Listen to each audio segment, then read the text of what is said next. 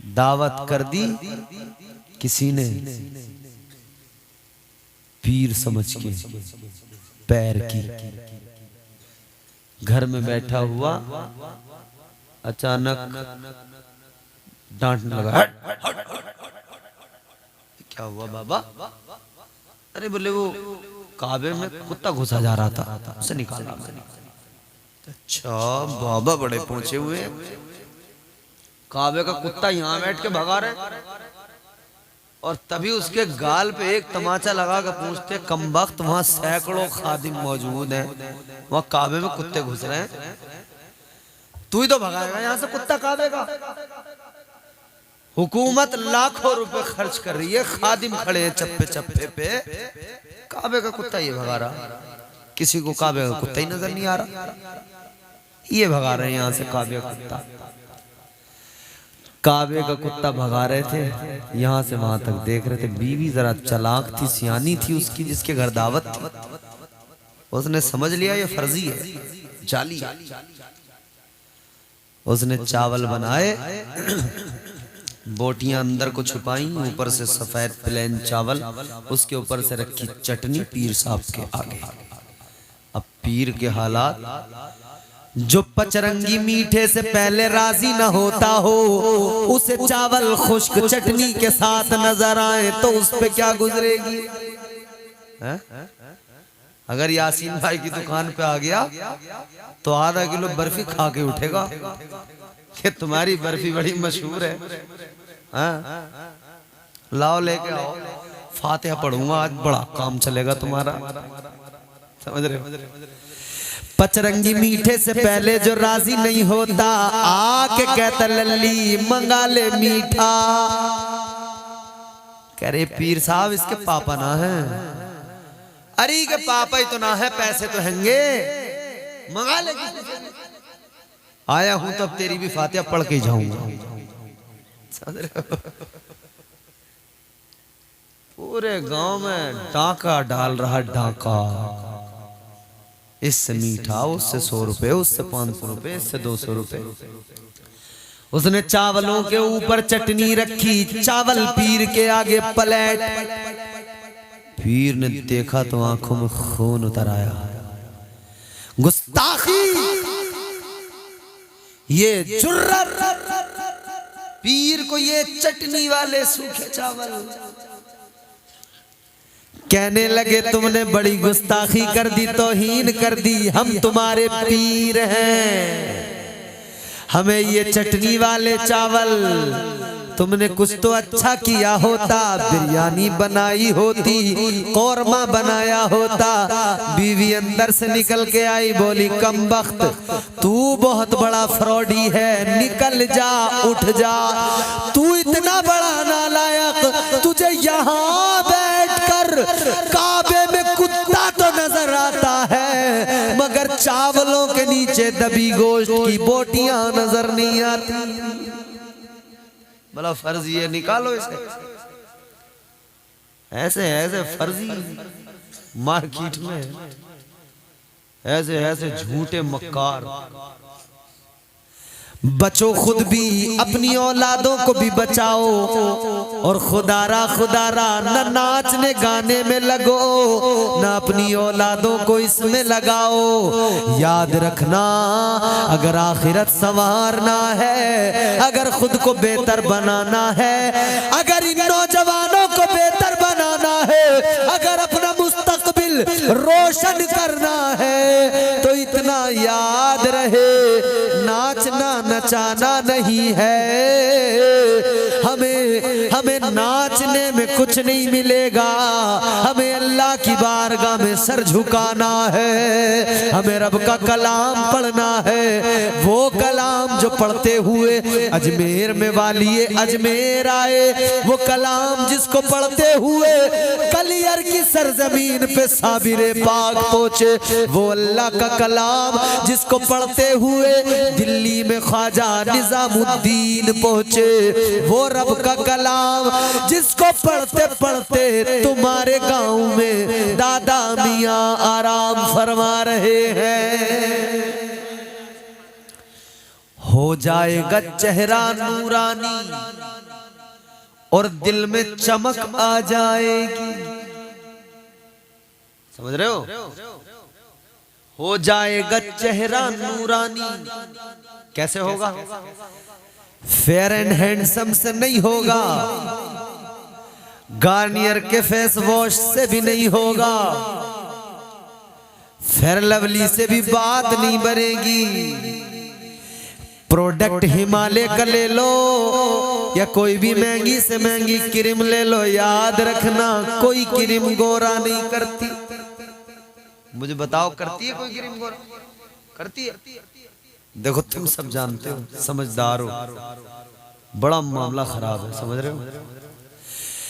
नाई की दुकान पे जाके बैठे, आईने में अपना चेहरा देखा, नंबर आने में अभी 5 मिनट 10 मिनट, नाई ने बिठा दिया दूसरी कुर्सी पे। अब बैठ के क्या किया? आईने में खुद का चेहरा देखा, ऐब नजर आने लगे। आईना तो आईना हरजाई है, बेवफा है। मैं आईना हूं, दिखाऊंगा दाग चेहरे के, जिसे खराब लगे सामने से हट जाए। नाई ने बिठाया, इसने आंखों को झुलकाया, चेहरा देखा, बोला काले काले निशान हो रहे चेहरे पे। वो कहने लगा ब्लीच कर दूंगा, एकदम चिकना बना दूंगा, गोरा बना दूंगा। मगर जब इसने ब्लीच लगवाई, उसका काम क्या? ये जो बारीक बारीक चेहरे पे बाल होते हैं, जो नजर नहीं आते, दूर से करीब से नजर आते, वो बारीक बारीक बारीक बारीक बाल, ये ब्लीच ने क्या किया? उन्हें सुनहरा बना दिया। ये गोरा बनने गया था, जब निकल के आया तो भूरा बन के आया।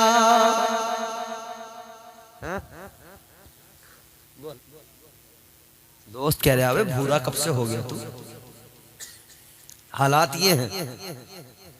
मगर याद रखो मेरे अजीजों, कोई क्रीम गोरा नहीं करती, कोई क्रीम तुम्हें गोरा नहीं करेगी। अगर कोई क्रीम से गोरा हो जाता तो वेस्ट इंडीज में एक भी काला नहीं होता।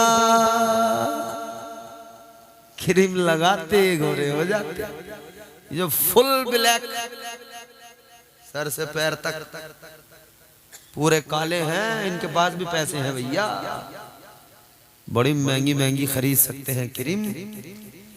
कई तुमने मुल्कों के सदर देखे होंगे, राष्ट्रपति काले पूरे, इतनी बड़ी हुकूमत चला रहा है मगर काला है। क्या उससे क्रीम नहीं ली जा रही? याद रखना, क्रीम से कोई गोरा नहीं होता। गोरा गोरा होना है, चेहरे पे चमक चाहिए, चेहरे पे दमक चाहिए। तो पहले आका से दिल लगा, फिर मदीने से नूर आएगा। वो नूर आएगा तो तेरा सारा वजूद चमक जाएगा। हो जाएगा चेहरा नूरानी और दिल में चमक आ जाएगी। हो जाएगा चेहरा नूरानी और दिल में चमक आ जाएगी। तुम रोज कलामे पाक पढ़ो, सांसों में महक आ जाएगी। मस्जिद से बुलावा जब आए, सजदों के लिए तुम चल देना। मस्जिद से बुलावा जब आए, बुलावा तो 5 वक्त आ रहा है। इमाम साहब शायद आप नहीं, ये हमारे इमाम साहब 5 वक्त बुला रहे हैं रोजाना, फजर में, जोहर में, असर में, मगरिब में। ये अजान पढ़ते कोई भी नहीं जाता। एक मस्जिद में इमाम ने या मुअज्जिन ने अजान पढ़ी, कोई नहीं आया। जोहर का टाइम था, 1:30 बजे का, अजान पढ़ दी, कोई नहीं आया। मुअज्जिन ने फिर दोबारा पढ़ दी तो सारे बेनमाजी आ गए। कहने लगे दोबारा क्यों पढ़ दी अजान? उसने कहा इसीलिए पढ़ दी, देखना चाह रहा था कौन कौन है, नंबरी आदमी कौन कौन है इस गांव में। बोले पता लगाना था, समझ रहे हो यार, अजीब तमाशा है। हर काम के लिए टाइम है, अपने हर काम के लिए, और टाइम तो इतना है दोस्ती में यारी में पूरे पूरे दिन खराब कर दिए, पता ही नहीं कि वक्त की कोई कदर भी होती है। पल्सर दोस्त की खुद उड़े उड़े फिर रहे हैं, अपाचे दोस्त की शादी में मांग के लेके जा रहे हैं, मगर बालों का छज्जा निकाल के ऐसे जा रहे, हेलमेट भी नहीं लगा रहे, 500 का चालान भी कटवा दिया। दोस्त कह रहा है इसे यार भली गाड़ी थी, 500 का चालान और मेरे सर पे डाल दिया इसने। फैशन का ये दौर सुहाना लगता है, अच्छा खासा मर्द जनाना लगता है। बोलो, और सुहाना लगता है, अच्छा खासा मर्द जनाना लगता है। पल भर में कैसे बदलते हैं नक्शे, शाहिद था अब देखो शबाना लगता है। पीछे से देखो शबाना ही है, आगे से देखो तो शाहिद या शब्बू है। हम छोटे छोटे थे तो वो सुनते थे, हम जगह जगह रास्तों में हम सुनते रहते, पता नहीं क्या था वो, किसी का कोई गजल थी, कव्वाली थी, ड्रामा था, पता नहीं क्या था। शाकिर सगीर शब्बू नासिर नसीर नब्बू, 6 बच्चों के अब्बू, गुसल जानते नहीं पहचानते नहीं, ऐसी हालत है। मस्जिद से बुलावा जब आए, सजदों के लिए तुम चल देना। अब्बा ही नहीं जा रहा तो बेटा कैसे जाएगा, अम्मा ही फजर में खर्राटे मार रही है तो बेटी कैसे उठेगी। जब ये हाल होगा बताओ फिर कैसे। एक वो भी जमाना था, एक ये भी जमाना है, आज की हालत अलग, वो हालत अलग। समझ रहे कितना दौर बदल गया, अल्लाह अकबर। और लोग कह रहे हैं कि भाई क्या करें, जमाना बदल रहा है। बदली फजा तो खुद को बदलना पड़ा मुझे, जमाने के साथ खुद को न बदलो, बल्कि ऐसे बदलो जमाना एक तरफ क्यों ना हो, तुम अलग हो जाओ, तुम हक का चिराग रोशन कर दो और फिर दुनिया को बताओ, दुनिया के साथ जाने वालों। बदली फजा तो खुद को बदलना पड़ा मुझे, जब बुझ गए चिराग तो जलना पड़ा मुझे। मस्जिद से बुलावा जब आए, हो जाएगा चेहरा नूरानी और दिल में चमक आ जाएगी। तुम रोज कलामे पाक पढ़ो, सांसों में महक आ जाएगी। मस्जिद से बुलावा जब आए, सजदों के लिए तुम चल देना, इस हुस्ने अमल से माथे पर नूरानी चमक आ जाएगी। बदलो खुद को, बदल डालो तर्ज जिंदगानी, हुजूर से इश्क करो, फिर इंशाअल्लाह बदलाव खुद ब खुद आता चला जाएगा। बाप बदलेगा तो बेटा भी बदलेगा, माँ बदलेगी तो बेटी भी बदलेगी। बाप घर में नमाजें पढ़ेगा तो बेटा भी पढ़ेगा, औलाद भी पढ़ेगी, माँ पढ़ेगी तो औलाद भी पढ़ेगी। और अगर माँ बाप ही नहीं पढ़ेगा, अब तो हालत अल्लाह रहम फरमाए। बच्चा 6 महीने का है, 3 महीने का है, 2 महीने का बीच में लेटा है, एक तरफ अम्मा पड़ी है, एक तरफ अब्बा पड़ा है। अब्बा भी दनादन अपना मोबाइल चला रहा है, अम्मा भी दनादन अपना मोबाइल चला रही है। वो बच्चा हैरान है, ये अम्मा अब्बा लगे हुए किस काम में है। वो कभी इधर को देखता है, कभी इधर को देखता है, परेशान है बच्चा, कभी ये चक्कर क्या है समझ में नहीं आता। अब वो बच्चा ऐसे ही देखते देखते बड़ा हो रहा है, तो वो अभी तक तो नजर मारता था, थोड़ा सा बड़ा हुआ तो उंगली मारने लगा, कभी अम्मा वाले में मार दी, कभी अब्बा वाले में मार दी। और जरा सा बड़ा हुआ तो फिर उंगली पे बात नहीं रही, फिर मोबाइल उसको चाहिए। फिर तो खैर नहीं, अब कह रहे हैं भाई ओहो बड़ा जिद्दी हो गया, मोबाइल बहुत देख रहा है।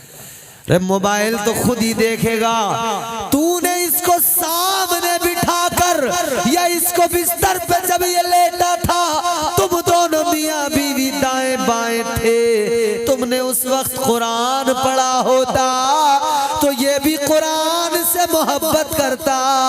तुमने उस वक्त फिल्में देखी, शॉर्ट वीडियो देखी, फेसबुक चलाया तो इसके दिल में भी फेसबुक का ही प्यार आया।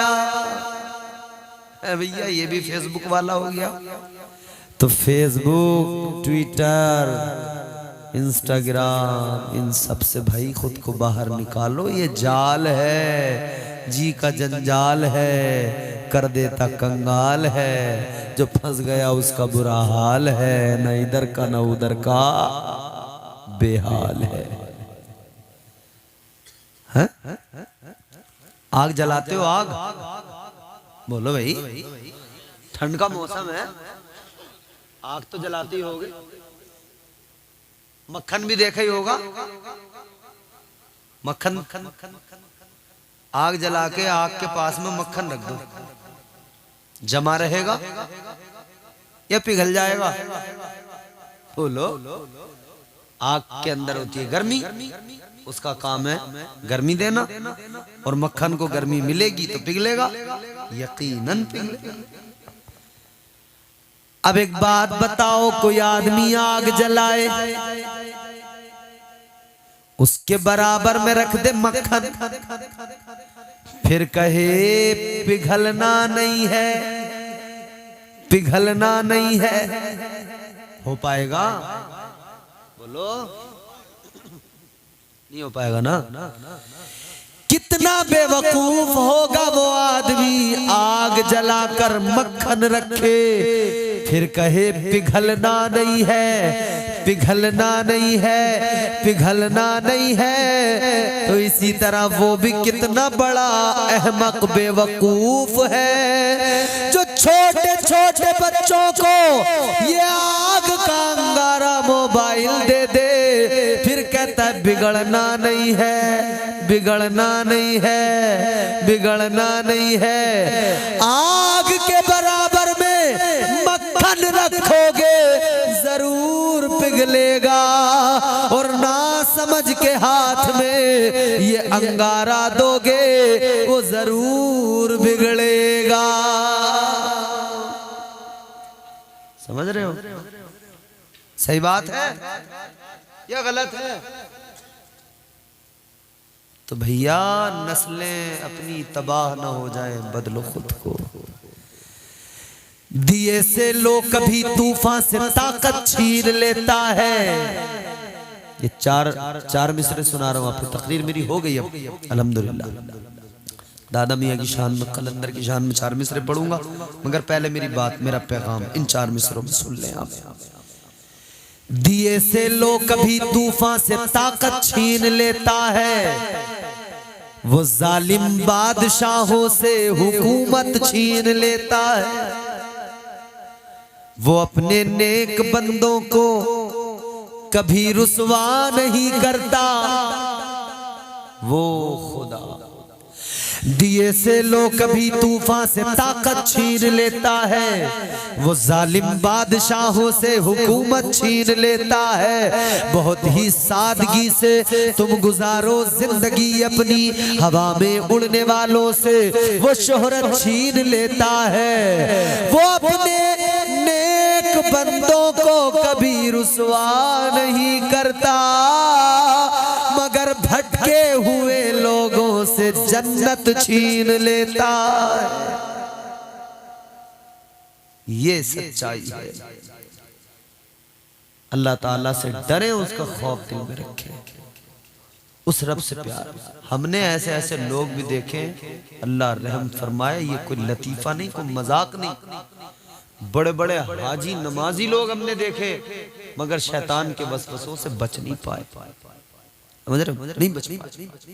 बड़े बड़े, एक तो यकीन करना, मैं आपको वो जगह भी दिखा सकता हूँ, वो आदमी आज भी जिंदा है, उससे मिलवा भी सकता हूँ, और हाजी है। समझ रहे हो? कौन है? बोलो। बड़ा खिताब है हाजी का, बड़े बड़े, यानी जब बंदा जाता है ना हज करने, काबे पे नजर पड़ती, फरमाया गया जब पहली नजर काबे पे पड़े, जो दुआ मांगो अल्लाह कबूल फरमा लेता है। दुआ क्या करो, अल्लाह हमें मदीना दिखाए, अपने घर का तवाफ नसीब करे। जितने लोग बैठे अल्लाह दादा मियाँ के सदके, हसनैन करीमैन के सदके सबको हाजी बना दे। और मौला हम तो दुआ करते, तेरा जाता क्या है, तेरी करीमी, तेरी रहीमी, तेरे करम की कोई इंतहा नहीं, तेरा जाता क्या है, तेरे खजाने से कम होता क्या है। या अल्लाह जितने बैठे हैं ये सब के सब जब जाकर घर पे सोएं तो इन्हें मदीने की जियारत नसीब फरमा। आज वो शख्स देखो, हैरत की इंतहा नहीं रही मेरी जब मैंने देखा कि ये हालात है। हाजी हज करके आया, हाजियों की भी कई क्वालिटी होती है। कई हाजी बड़े अच्छे, बड़े नेक, भले ही पहले गुनाहगार थे, हज करके आए तो नेक बन गए, दिल बदल गया, सारा निजाम बदल गया। और कई ऐसे जो सिर्फ नाम लेने गए थे कि लोग हमें हाजी जी कहे, अलहाज फला साहब, दुनिया का हाजी जी, हाजी जी। एक तो दिल्ली से ही लौट के आ गया, होटल में रुका रहा हूँ, पूरा टाइम निकाल दिया। जब आने का टाइम हुआ तो एयरपोर्ट के आगे खड़ा हो गया, आके घर फोन कर दे, बोले लेकर आ जाओ गाड़ी। यहाँ से तमाम 2 गाड़ियां भर के लोग पहुंच गए। बोले भाई हाजी जी आ रहे हैं। इसने वहीं होटल से पानी भरा कैन में और बोला लो जमजम लाया। लोग इसकी आंखें चूम रहे हैं और इसने टीवी देखी होटल में पड़े पड़े। लोग कह रहे हैं ये हज कर इसकी आंखें चूम लो। हाँ, कोई बंबई से लौट के आ गया, कोई हाजी बंबई रह गया। समझ रहे? ऐसे ऐसे भी हैं। मैंने खुद इन कानों से सुना है, इन आंखों से उस शख्स को एक बार नहीं बार बार देखा है। वो आज भी जिंदा, मरा नहीं है अभी भी। इतना बड़ा झूठा, इतना बड़ा मक्कार हज करके आया। हमने मुलाकात की, हाजी जी आ गए। हाजी जी से दुआ सलाम कर ले भाई, हाजी जी की आंखों को चूम लें, इनकी आंखों को देख लें। इन आंखों से मदीना देखा है इन्होंने, गुम्बद खजरा देखा, रोजे मुस्तफा देखा है। हाजी जी से खैरियत मालूम की, हाजी जी से सफर के हालात, सफर के अहवाल पूछे। हाजी जी कहने लगे, बोले मौलाना जब लखनऊ से हम फ्लाइट में बैठे,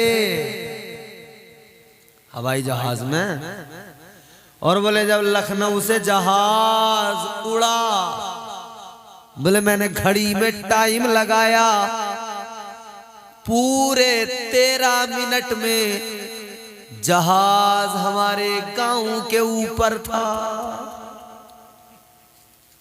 वाह भाई वाह भाई, तमाम हिंदुस्तान भर में हम भी सफर कर रहे हैं हवाई जहाज में, हमें बाखुदा आज तक पता नहीं लगा नीचे कौन सा गांव है। हमें आज तक पता नहीं लगा कि हम ऊपर हैं, नीचे गांव कौन सा है। मैंने कहा वाह वाह हाजी जी वाह, जवाब नहीं, तेरी आंखें नहीं दूरबीन हैं, तूने ऊपर से नीचे तक का सारा अंदाजा कर लिया कि नीचे गांव है अपना। और इससे आगे वाली बात जब कही ना हाजी जी ने, मैं तो साहब बैठ गया, अकल हैरान रह गया। मुझसे बोला मौलाना 13 मिनट में जहाज हमारे गांव के ऊपर। बोला मैंने शीशे में झांक के देखा तो लोग खड़े थे, यूं टाटा बाय बाय कर रहे थे। या अल्लाह, ये हाजी है, ये तो पक्का पाजी है।